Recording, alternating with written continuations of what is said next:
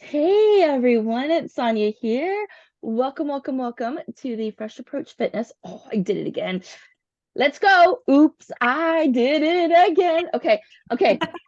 Y'all know by now I'm working on a company name change and I keep on screwing it up.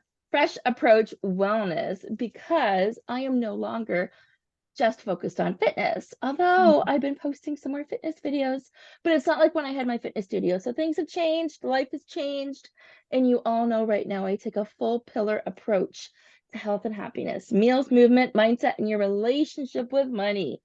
So Mm, pillars. today, yeah, right, the four pillars. Today we have an amazing guest with us, another heart to heart, episode 158. And Leila, please take a moment and introduce yourself to us. Hi, everybody. So my name is Leila. My last name is Gail. I am a therapeutic coach. I guess I'm a recovering clinical psychologist, but I do coaching now and really more focused on holistic healing. I'm super passionate about balance. So that's what kind of led me to be on the show today, is how we can create a little bit more balance in our life and heal some of those wounds, because sometimes when we're out of whack, we just don't feel like ourselves. So um, I don't know. Where do I start? I Well, recently okay, I'll coach you on this. Where so do here you you go. start? I'm gonna let you Okay, answer the questions. I will. I'm gonna start you off. What does out of whack mean to you? Hmm. Out of whack, I think, is when we just feel misaligned in our spirit. I think that that's really Mm. what it is. We're not listening to ourselves. And that's easy to happen, isn't it? So easy. Yeah. And in my experience, and I do a lot of talk about chakras, and I know we didn't talk about this behind screen, but having the misalignment starts with your root chakra.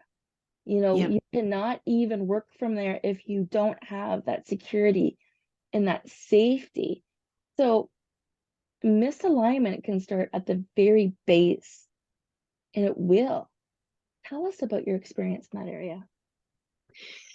I work with my clients with a specific approach, and I teach the quadrinity model. And we look at ourselves, and you kind of take this approach too with the four, areas that you're focusing on. But I think as human beings and as individuals, we function in a quadrinity. And we have our intellect, which is our intellectual self, which is all of our cognition, right? And then we have our social self, which is where all of our emotions and our connections, and that includes a connection to ourselves, to others, our sense of love and belonging. That's our emotional self.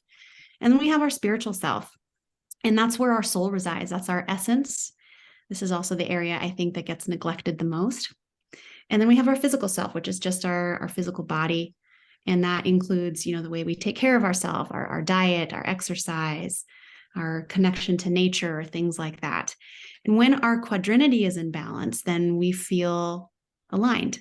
We feel like we're in our purpose. We feel fulfilled. We feel the flow, right? We feel all of those things. But when we're out of whack, then there's probably areas of our quadrinity that are being neglected or that are being avoided, and they require a little bit of attention.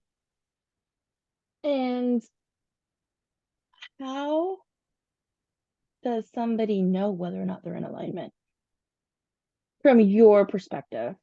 From my perspective, is they feel contentment. If they're in alignment? When they're in Yes. alignment, they feel grounded, they feel content, they feel balanced, they feel at ease and at peace with themselves. So when you're talking about, sacral energy, it's that grounding energy, it's that connection to the earth, to the present moment, to all of those things. And a way to ground yourself is really just to meditate on that, of where do I feel at ease, or where do I feel content, and to be fully present in that space and to give it that attention.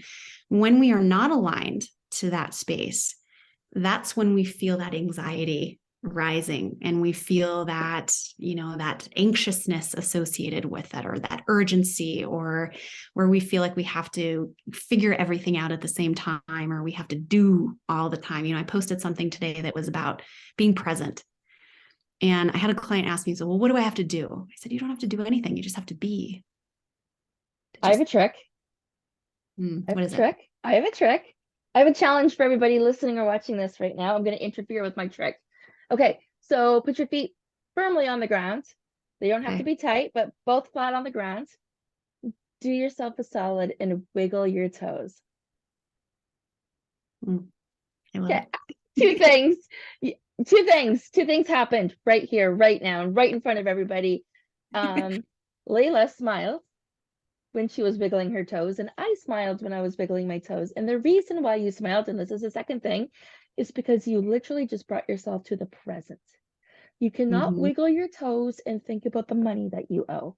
You cannot wiggle your toes and think about what kind of failure you are. And I just said it out loud because you're not. But that is some of the dialogue happening in your head sometimes. And these are the storylines that happen when you're not in balance, but we don't Mhm. see it because we're so deep in scarcity. Yeah. And we're so deep, and we can be stuck in this phase for a very, very long time. Like, you could be doing the right things, but one thought Mhm. will keep you there. One Mhm. storyline will keep you there. So yeah, of course you can wiggle your toes every day, and you can start to change your vibration bit by doing the work, but this doesn't happen like that. Mhm. No, it takes Tell practice. It takes Yeah. practice for sure. And it takes attention. There's a buzzword that's been around for a long time, it's just being mindful, and mindful attention, and it's mindful everything now. Mindful eating, mindful walking, mindful, right? But mindfulness is really just paying attention on purpose to the present moment. It's being able to focus your attention intentionally to what's happening right here in this moment, not thinking about the past, not future casting, not worrying about anything else, but being fully aware of what's going on. That right there, when we are able to be mindful with ourselves, I think that creates a sense of balance, because we've put our attention where it needs to be, but we don't judge it. We just sit with it. We just bring our awareness to it. And that's another skill right there, not judging it. Mm-hmm. And that is huge. So we have so much dialogue going on every second of the day. And sometimes that dialogue interferes with what you really want it to be. And then the judgment starts. Yeah, and the judgments can be hypercritical. Our thoughts are very, very mean at times. We're really pretty mean to ourselves. And when we start paying attention to the way that we talk to ourselves, the relationship that we have with ourselves, with our thoughts, with our emotions, we're not very nice. We're And not, I'm so, actually going to pull something up while you're saying that. I'm going to quote you. I'm going to read something that came up in my reading today. So you finish, but this is what I'm doing. I'm yeah. not ignoring you. No. But watching that self-talk and those self-judgments that we have, and we judge everybody else. We are just judgmental people, and we get into this mindset where we enjoy being judgmental. We're criticizing other things instead of just bringing our awareness to something and just acknowledging it from a factual standpoint or a validating standpoint, where validation is not about agreeing with something, it's just about acknowledging something. Yes, validation is about awareness. Yes. And when you're in that space of awareness, you're open. You're Mm-hmm. open to what's working or what's not working. And Mm-hmm. when I give you a hint, the more powerful of the two is what's not working. Mm-hmm. What you don't like will happen and appear in your life first versus what you do like. All right. So one of my mindful practices, I said that with funny ear quotes there, air quotes, for anybody that's listening to the audio, part of my morning practice is to pull my cards and to do some reflections on it. And years ago, I never included this book that I'm going to show you guys unless there was a problem. And a friend of mine said to me, "Why are you waiting until there's a problem to go to this book? Why isn't that part of your practice?" Because I'm not highly religious. I'm more spiritual versus religious. And this is an angel book. And I'm like, okay, she's in my life for a reason. This was a very powerful message, and it's absolutely true. So this is Doreen Virtue, uh, Daily Guidance with the Angels, if you can see it here. And this was Okay. actually a gift from my mom in December 20, Oh, 2000, 2011. My mom gave me this book. Okay. This is a loved book. Like, it's yes. dog-eared and chewed and taped and everything. So how I work with this every day with my reflections, this is one of my non-negotiables. And I literally just open the book, set an intention, and fan the pages. And it's really freaky when the pages land with one in the middle and two dropping. And it's like, what's it supposed to be? But this particular passage, I am going to quote some of it. It actually is where I landed today, and it says, heal insecurities. And what is so powerful is exactly what you just said. I'm actually going to read it. It won't take long, but it's very, very powerful. And if you have this book, it's number 118. So there's no page, but it's like 118. And it says, heal insecurities. At times, you feel insecure about your worthiness and wonder if you're even lovable. You worry that no one really cares for you or even likes you, and you feel all alone. These are occasions where we stand the closest beside you, shielding you from your own outpouring of painful emotions. Mm.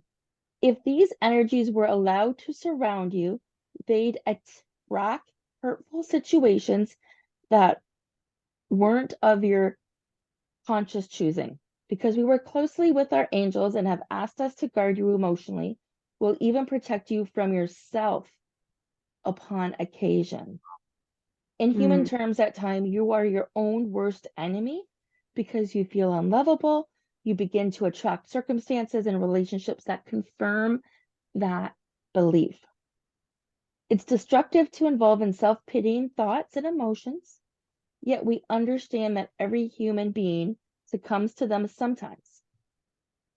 Insecurities are akin to slipping while rock climbing. Love the analogy here. Yeah, The too. moment you catch yourself falling, it's important to call for help and to reach for your lifeline. Mm. We're here to catch you whenever you fall. However, your free will dictates that if you wish to suffer with miserable perceptions of yourself, even God can't do anything to interfere. You need to ask for help. So we stand by sending you loving rays of hope, but unless you accept the gifts that are in front of you right now, they'll slide right off you. Wow. Call upon us at this very instant that you become aware of hurtful thoughts or feelings will buoy your faith that you're completely lovable, likable, and worthwhile just for being who you are right now. And that's a fact. How fitting is that based on what we were just Love talking that. about? Yeah. Yeah. I mean, she's really referencing that divine intervention that we need to contradict some of those negative messages that we give to ourselves. Right. And so in my line of work, I refer to this part of yourself as your ego. Mm-hmm. And I'm certified in a really cool method for healing trauma called the AHha method. It's AHAVA, and it's a brand new modality that has just come out. But it's really about finding your soul purpose and healing the ego. But what it's right in line with what you just read. But those insecurities, those messages of unworthiness, right? Those messages of I need to be alone and I don't belong and I'm not lovable and I'm not good enough, all of those things. I mean, they form in our ego, right? Our ego is formed in this pain, but really it's just a protection because we're so scared, because we've Right? been wounded at some point, and we start depending on ourselves, right? And we're like, oh, we shut everybody out. And really that divine intervention is being able to go onto the other side into our soul and seek our purpose, but also seek that connection and that sense of love and belonging in this world and with others. And we can't do it alone. Our We ego wants can't. to help, we can, but that's not true. Well, we can, and yet we have these resources and tools in front of us, and most people don't know how to tap into them. They We're just, don't. well, like I was just sharing that as a coach, I needed to be coached as to why am I referencing my angel book when there's a problem? It's like praying when you need something solved, Yeah. right? And Like, only coming there when you need help, but not to yes. celebrate or be grateful or to, connect. And it Yeah. doesn't matter what it is, it doesn't matter who it is. So tell us a little bit more. Aha, Ahava. Yeah. It's ahava. AHha healing. But it uses the AHva method. This was invented by the CEO of the company. Her name is Janice Taylor. So she developed this modality over 25 years of research, incorporating a lot of different things, but it's definitely a healing approach. And it's really about finding your purpose and telling your story and using your story of your life and your pain points also to find your true soul purpose and that alignment that we were talking about kind of at the beginning of this podcast. And that fulfillment, that alignment comes when our soul is aligned to our purpose. And when we start listening to that purpose, and when we start negating some of those ego-based thoughts those are formed in fear, those are formed in darkness, those are formed in protection, Yes. those are external, those are depending on other people, and the answers of how we think we need to be or what we should be, right? All of those judgments that arise. But the soul is completely different. It's internal, it's in light, it's in love, it's in acceptance, it's in solitude, it's in peace, it's in flow, it's in all of those It's things. in all of those things, but it's not something that you can easily tap into. Mm-hmm. No, and that's the beauty of this method, and partially why I left my corporate job and opened up my coaching practice, is to really just allow people to do this and to help guide them there. Because ultimately, I think that's what most people are seeking is their soul and living their life in that flow.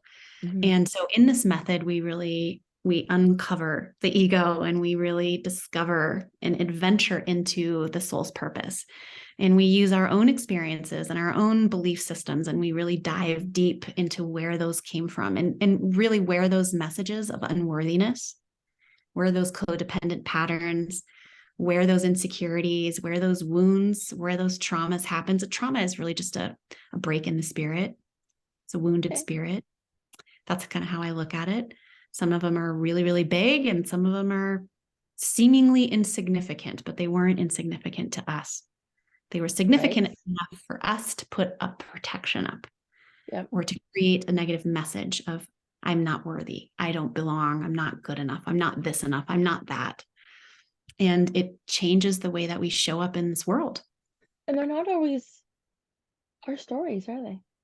No, sometimes they're just messages, or something that someone told us, or a thought that we had, an assumption that we had, or an interpretation that we had sometimes in early childhood, where it's buried in the subconscious.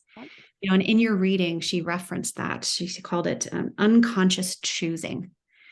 And our unconscious drives so much of our thoughts and our emotions and our reactions to things, that really uncovering what those unconscious choosings are can reveal so much healing. And it takes work. It does. It takes time, and it takes patience. And I don't care who you are listening to this, those are still your barriers to success.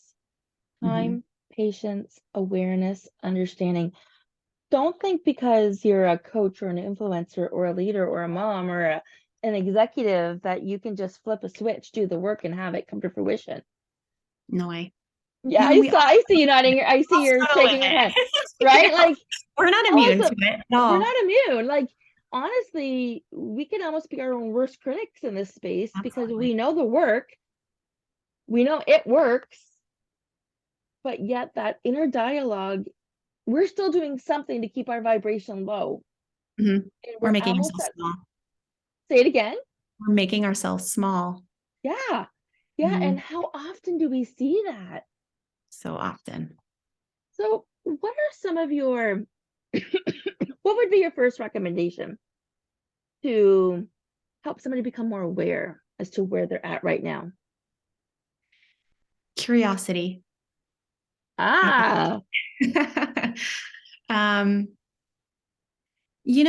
think that being curious about yourself, and it's back to kind of taking a non-judgmental stance about yourself, of not thinking like, well, I should have all the answers, or I shouldn't feel this way, or I should be better by now, or I shouldn't be doing this, but really just approaching it with a curious spirit and saying, well, why am I here?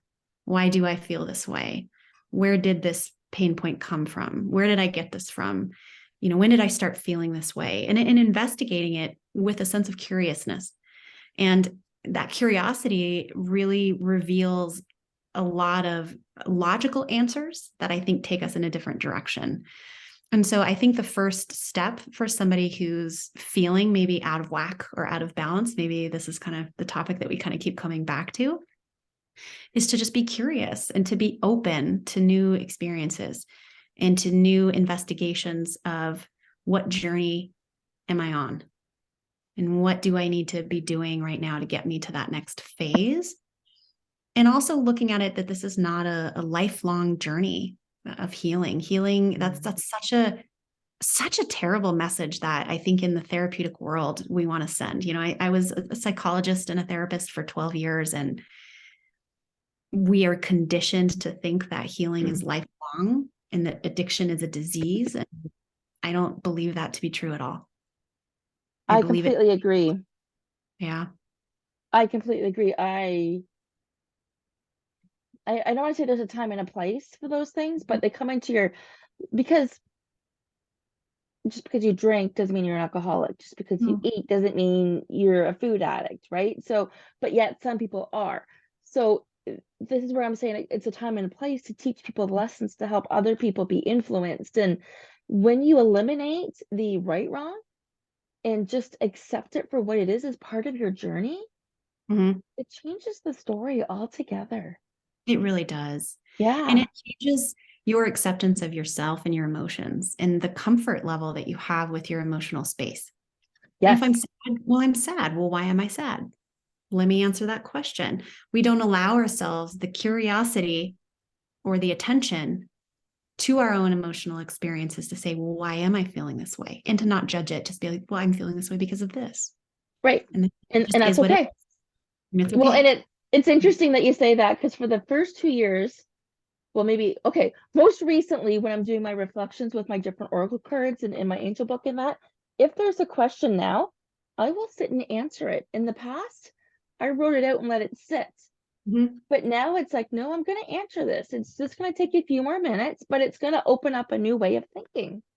Yes. And this is you and your soul. This is Yes. a perfect example of that because you are seeking the answers internally instead of externally. We're externally when we're in our ego, right? We're in our fear and we're Yes. hiding. We Yes. honestly just have a mask on. But when we're in our soul, like you're explaining, we have no mask.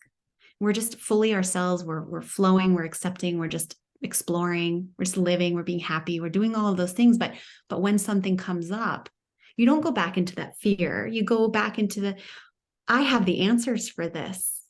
You know what, the God, universe, spirit, whatever Mhm. you want to call it, we have those answers within. But when we negate it and when we seek external validation, that's when we know when we're in our ego. And we're so used to that. Yes. We're so used to that. And I again I want to reiterate there is no right wrong here. Don't think you're doing anything wrong. We were raised this way. We were Absolutely. taught this. This Yeah. is our society's way of educating us. But when you're working with a coach, when you're trying to up level your life and somebody asks you a question and you don't know the answer to it, that's where you want to be. Mm-hmm. You don't want, if you know the answers, what's the point? What's the point? And Right? we don't have all the answers either. No. Sometimes we need to say, I really don't know. Maybe you need to spend some time exploring that and figuring that out because you have the answers ultimately for your own healing and Yeah. guidance, Okay, right? so Or we're I remember that book. Where was that book? And going to your bookshelf and finding it, rereading something. it's But amazing allow that you're spirit to saying talk to that. you. Yeah. Sorry, it's amazing that you're saying that because it's come to the point in my life. Like I know I'm a those that are new, for those that have stumbled across this, some of you or some from those Leila's fans that are listening to this, I am very much an athletic geek. So last year I read 31 books. Love it. Right, right. So I can now tell you which book has which quotes, which is weird. So one of the things that you mentioned that I want to go back and circle to because it's a great starting point for anybody to research without even getting in touch with you or me. I mean, I want them to get in touch with both of us. I have an amazing wellness quiz which lets me know where you're at in terms of your chakras. It's on my link tree. My link tree will be in the show notes. It's an absolute free assessment. I go over the phone with you and do 3 different takeaways. And I know you've got different components as well. And we're going to include all of that in the show notes. But something that's absolutely free is Google emotional guidance scale. And it's Mm. going to look kind of like, here's one example. This one looks like a sunset sunrise. Fun. Yeah. Yeah. And you can see on the one side, it says, Shame, shame. powerlessness, and despair. Okay. Grief, And then you depression, go fear. all the way to the other side and you're feeling, Knowledge, empowerment, joy, freedom, gratitude, and love. I love okay. it. And It's this like looks your like, soul side and your yes, side. yes. Yep. And they're all different colors. So find out where you land. Now, this is an essential oil book that I'm referencing, but I know Law of Attraction, Emotional Guidance Scale, Esther and Jerry Hicks, Teachings of Abraham. It is online. Get your finger on the pulse, because without judgment, if you can figure out how you're feeling right now, and if you make this a daily practice just to figure out what area you're landing in, you know where to start when you're speaking to somebody. Mm-hmm. You have a little bit further depth as to, okay, I'm in despair. Why am I in despair? Well, since COVID, my world's been rocked. You know, my studio closed and I've bounced from job to job or whatever. My business was doing good and then it dropped. Like, whatever your story is, that just so happens to be my story. And that's enough, right? Like, all of those things, those are three big things. So you Yeah. don't need to add more weight to that. That's enough to sink you down. But know that you can get out of it and it can change. You just have to understand where you're at right now. And knowing that your story matters. I don't know if you know this. I don't think you know this. Ta-da! I Yeah. wrote a Oh book. my God, Told I you. love it. That is so funny. So AHA, the AHA healing. So people can look it up if they need more information. It's Well, www.ahahealing.com. we're gonna include that in the show notes. Yes. So, Yeah. but the tagline for it is your story matters, you know, turning your pain into your purpose. But you are so right that being curious about your story and allowing your pain or your despair or whatever it is to matter and to give it that attention and that investigation of saying, hey, it matters that I'm feeling like I'm in despair right now. It matters that I lost my job. It matters that I lost my work, my studio. It matters that I'm struggling right now. And just giving yourself some space and allowing like your heart to just be like, oh, it And matters. it matters, and we can do hard things. And I do recommend that people go through this, because this is a women's self-love, Oh, I love self-awareness that. workbook I'm going to have to even. check that out for sure. You're going to want to check this out. And I've created a course to support people going through it so they're not going through it alone, to give them some direction, because when you're tapping in so deeply to who you are, it can be heavy. Mm-hmm. And it's It, hard. it's And that's hard. where I think we need to lean on other people in our life, right? Because Yes. so often I think those insecurities drive us to being alone, you know, and there's a difference between loneliness and aloneness, Yes. right? Yes, there is. Yes. When And we are on this journey for healing, I think we really need people alongside us that can guide us and support us and encourage us. And if we're having a really shit day, you know, just being like, it's okay. You know, what do you need right now? Do you need a bath? Do you need a walk? Do you need a nap? Do you need the day off? What do you need? Do you need a pint of Ben and Jerry's? You know, but paying attention, I can sorry, always, you said Ben and Jerry's. I was thinking Fireball whiskey. I'm just saying. I'm just saying where I go. And you're telling me where you go. you know, I go to wine and ice cream. So there we go. I go to wine too. I don't have can't do Fireball. I like the thought of doing Fireball, but I can't do Fireball as much as I'm getting older. So yes. Yeah, fire We're is a little different in our 40s, right?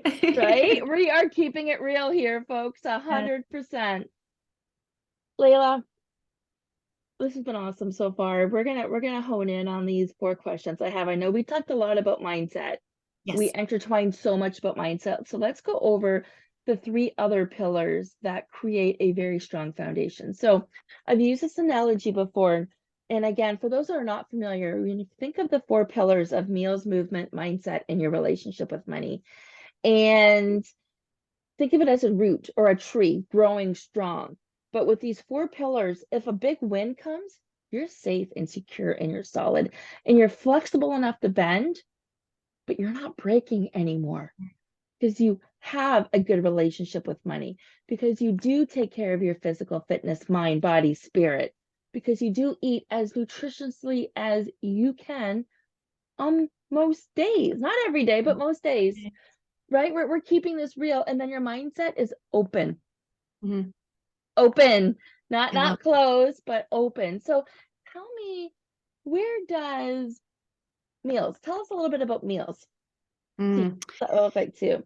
I have a very close relationship with food, but I also love to cook. And Mm, the kitchen is my happy place. And it's also a space where I express a lot of love for other people. I love to cook for people. I love the community. I love the communion of eating together and making a meal. But I think really it brings me a lot of joy to fuel my body and to take care of my family with healthy cooking.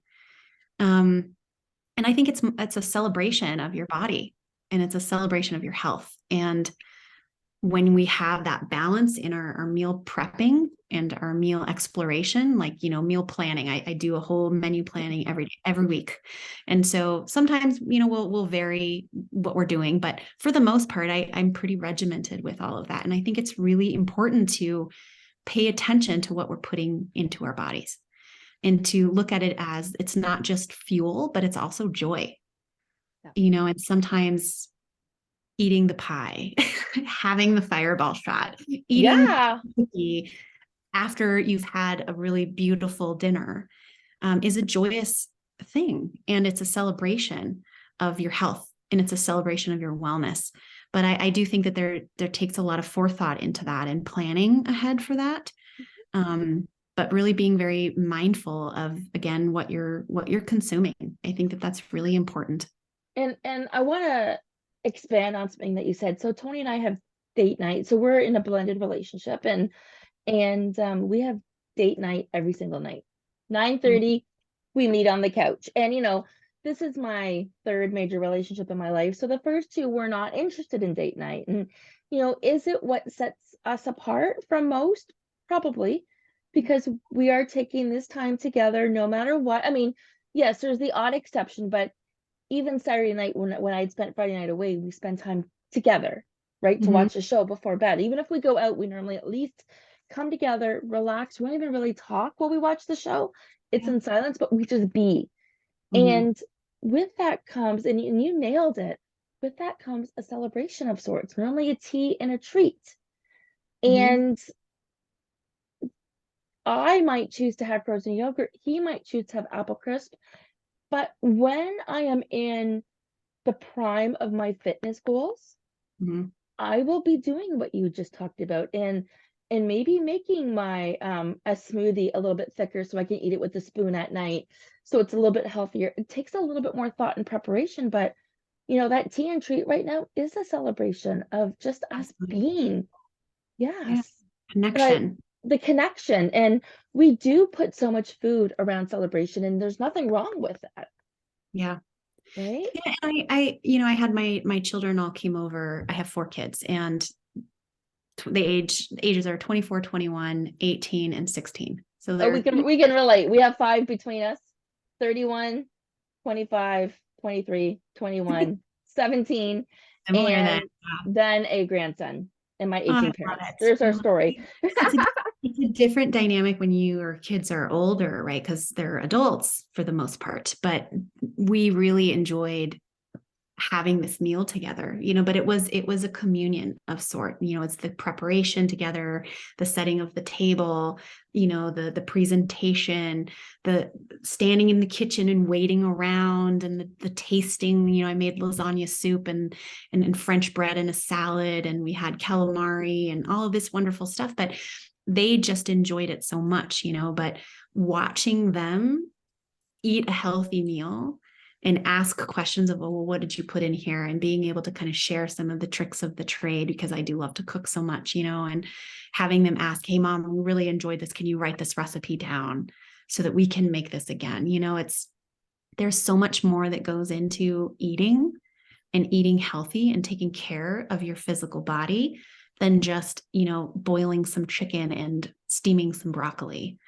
Oh my you know gosh, yes, it's so true. there's And not going to be a whole lot of joy in that, even though sometimes there's a need for it, right? If we're mhm, trying to meet a fitness goal that we have, sometimes our attention needs to change. But I do think that we need to look at food as a relationship, and we have to invest in that relationship. And that doesn't just come flippantly. You can't just go to the, fast food restaurant and expect a good result, yeah. because it's that instant gratification. Just like a relationship, if we pour in a little, we're going to get a little back. Hmm. we invest a lot, we're going to get a lot back. And it's true. How many, Mm. it's the more conscious and aware you can be, the easier it is to talk yourself out of going to McDonald's, which is my personal favorite, because I worked Fries are there as a kid. I love their French fries, but here's the thing. I can talk myself out of it almost every single time now that I crave it. My Mhm. first storyline is this going to fill me up? No. Is this going to make me feel good? No. Is this going to cost me more money than I want to spend? Yes. Okay, Mhm. so guac it is, and I'll get a bowl with no dairy, so no stomach ache, and no grease, and no fat, and I just can't even finish the bowl. So when you're aware of what works for you, it's easy to make those choices. Mhm. And I hope the audience hears us loud and clear. Neither one of us as professionals are Mhm. saying not to have anything. Mm-mm. We're No, and you touched on something like the McDonald's thing, right? As sometimes we have this like comfort food. And I think when we're talking about balance in ourselves, right, is that sometimes the answer will be, will this make me happy? Yeah. Sometimes yeah. my little girl just wants McDonald's French fries and a Happy Meal.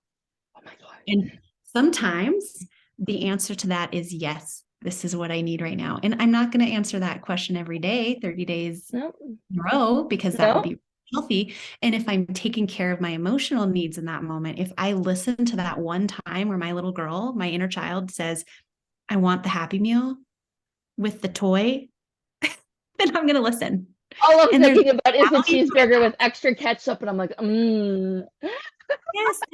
And Or there's no judgment in that, right? It's not going to there ruin our isn't. whole path. Again, if we do it every day, then maybe we need to investigate why we're doing that, right? Or why we're Right. numbing out with food or something like that. But listening to those needs, I think, is really important. And I think food is a great way to fuel our soul sometimes. Yeah. Is again, Yeah. it is a relationship that we have, and we want to have a healthy relationship. So we want to have a healthy balance with the food, With the food and and not it's only, balanced. All right, we yes. have two more questions because Okay. I do have to sign off in 10 minutes or less. Um, movement. What kind of movement do you practice? I practice a variety of movement. I love nature, so I walk a lot. I take a couple of walks a day, and I live in the forest, so I have a beautiful backdrop for that. But I love nature, so I love hiking, being outside, skiing. At home, I practice. I have a Peloton bike, so I love it. Mm, My favorite. So spin classes or weight training and yoga. And I would say movement also includes a lot of meditation, because sometimes the movement is just in stillness. hmm. And so after I do an activity like that, I like to just sit and be still, and to just kind of refocus on, give some gratitude to my body for the movement that it was able to just create for me. I So love how I you like to said spice that. it up. Yeah. Yeah, I like to spice Well, it up. I like to have variety, because if I do the same thing all the time, I get bored. well, and that's So you being authentic, right? And yeah, and I'm the exact same way. So my gratitude piece is practiced in the shower right after my workout. love Um, it. right? It's natural for me when I'm going through cleaning my body to practice gratitude that exact same time. But I completely agree with you. And I was gonna say, did you catch my YouTube today? Because I talked about my spin bike, how it's part of my cross training for my run. And then I actually recorded myself and I uploaded it to my YouTube channel. So for those that are listening to this, I'm actually talking about YouTube on March 20th, 2023. And I actually recorded a 15-minute workout and posted up on my channel to go with it. So I didn't show everybody with me dying on the spin bike, but It's a great workout. It's oh, really you use Peloton. I found Spin Junkie and I am going to refer to her on YouTube. I might actually add her to the show notes here. She's amazing. I literally shut off the lights and go all retro and love it. crank up the music, and I just love it, and Yeah. it's fun. And like you, I'm a multi-passionate exerciser. Mhm. I'm training for runs right now. I'm reconditioning my body after being out of the element for a little bit. And so it's slow and steady, but with Mother Nature and getting outside and running and living in Canada, so Yeah. it's not like Oh, California. We still have snow, yeah, or we did. do. Yeah. Yeah. Um, so Yeah, I I think do, variety is really important for yes, movement. me too. I think And I think listening to yourself, like if you're not feeling an exercise that day, to not just be, oh, I'm just not going to do anything, but to have a toolbox that you can draw from and try something different. If you don't feel like you don't have it in you, there's days where spin is just, I'm just not into it. I just don't have the energy, or just don't have the mental space. And I just want to go for a walk, or I want to go skiing, or I want to go do something that's connecting me and grounding me to the earth. I think it's really important to not give up and to not be kind of one track mind with it, but to give yourself options. And again, that kind of boils down to asking yourself questions. What do I feel like doing for exercise today? It's not, do I feel like exercising today? It's, what do I feel like doing for exercise today? There are How am some I? non-negotiables. Yes. Exactly. Yeah. All right, let's talk about your relationship with money. How has it changed over the years? Oh, this is such a great question. You referenced the scarcity mindset at the beginning of the podcast. And for me, I have completely redefined my relationship with money since I opened up my private practice. My priorities have really simply shifted, and I look at it as a much more simplistic perspective right now. My relationship with money is more about happiness. And does this drive me? Does this suit me? Does this fit my purpose? Do I really need this? Instead of, do I have to have this, or how am I going to get it? But the scarcity mindset was a big proponent for that, and really propelled me into a different direction when I stopped looking at it from the scarcity mindset of looking at it. It wasn't just a need that I had, that this is just something that it's just a part of life, but this is not my ultimate need. And when I shifted into that, the money's just there, and the anxiety is not associated with it like it used to be. And that was a process, wasn't it? It was a huge process. Yeah.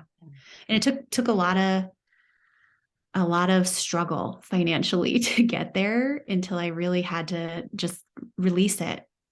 And the And inner peace. There's a lot of was, inner peace practice that goes with that too. yeah, sometimes we have it, sometimes we don't. Sometimes we have it in abundance, and sometimes it's scarce, but that doesn't mean that it's bad or that I need more. It just means I need to be okay with what I have in my present moment. And I need to There's the magic. not judge it. Yeah, the judgment of money, I think, I struggled with that for many, many years as a single mom, of feeling inadequate financially because I didn't have a ton. And in retrospect, we had so much more than we ever needed, Yeah. And So, I love that. You don't see it when you're going through that mountain, when you're climbing up, up, up, up, up. And okay, let's reverse it. When you're going down, down, down, further down into a hole, that makes a little bit more sense. yes, that is hard. It's harder to get back up. So if you can think of it, we have everything that we needed. And maybe you need to play a game every once in a while with how low can the fridge go? But Mhm. I raised 3 kids too, and it's not, if you can make a game of it and have it fun and know that it's going to be replaced, and there are some of the darker moments, Mhm. but we grow from there. Yeah. Yeah. I took a workshop for marketing, and the presenter, her name is Cassidy Marie, and she's just phenomenal. She just has so much joy and so much wisdom to share financially. But she talked a lot about the mindset of scarcity, and do we have a lion mindset, or do we have a sparrow mindset? And Ooh. the lion mindset is very powerful. It's very confident. It knows its purpose. It doesn't apologize. It's unapologetically a lion, and it has power, and it has ability to rule, but a peacefulness about them, right? And when we're looking at money, I think that that's really important, is just that confidence of what I have is enough. And if it's not, well, what can I do to get there? In confidence, not in anxiety, right? The sparrow mindset is a little bit different. I'm small, I'm anxious, I'm fluttering, I'm flailing, I'm going bouncing around from one thing to the next just to get it to work, right? But I'm flapping all the time. I'm not confident. I'm It's not small. confident, but the way you described that, I'm like, I was sitting in that space. I can understand what that feels like. And I know we all can. Absolutely. Yeah. And it's And so hard when we're there because we can't see the way out. we can't. And Yeah. this is a perfect segue to, this is why you need a coach. This is why you need to link arms with somebody So you're getting pulled through to that light, because when you're in that darkness, no matter what it is really hard some days to put one foot in front of the other. And you could be that lion, but acting like that sparrow. Yes. Yes. And we need, Because you're so desperately trying to get something to stick. mhm. We're Yeah, and we're taking a step flaring. back. Yeah. Yes. Yeah, taking a Yeah. step back, having some guidance, some assistance could change everything. All Mhm. right. I know we have one more thing to share to everybody that's looking for it. Show us your coffee cup. Hey, here we go. Here's my mug. Yours says, moms are the Um, best people who know the best and love us the most. And mine says, stay you. I love it. This one has a match that says, stay true. Very true. Um, do you have anything else to share before we sign off today? I guess think I just feel the need to encourage our listeners today, just that if they are struggling or if they're feeling out of balance, there's hope, and that they have the courage inside if they dig really deep, that it's there, and that they have the ability to make some changes and to align things in a way that they're going to feel really, really content with. And that if there's that little knocking on your heart, that it's like, you know what, I do need to be vulnerable and ask for help. That there are so many amazing people out there like you, like me, like some of my coworkers and people that I work with. They're here, and we have a heart to help guide We you. do. We And do. just Yeah. listen to that internal kind of knock. Well, So and I love, it's listening to your soul's nudge and taking action on it. But with the right people, it mhm. feels just like you're doing what we're doing right now. We're just sitting there having Yeah. coffee and conversation with a friend. And Yes. that's how you want it to feel. A coach isn't going to judge you. Mhm. They're going to gently ask you the right questions so you guide yourself. Mhm. They're not going to let you go too far in the darkness by Yeah. yourself. And when you're in the darkness, we're there to hold your hand and turn on the light. Yes, yes, So yes. yeah. Well, on that note, everybody, thank you so much for spending some time with us today. Leila and I are here to answer any questions that you have. All of our details are going to be in the show notes. Again, this is episode 158, and Love I it. love to have you back at the next episode. So thank you so much Thanks for your for time having me today. today. I appreciate you. Okay, bye.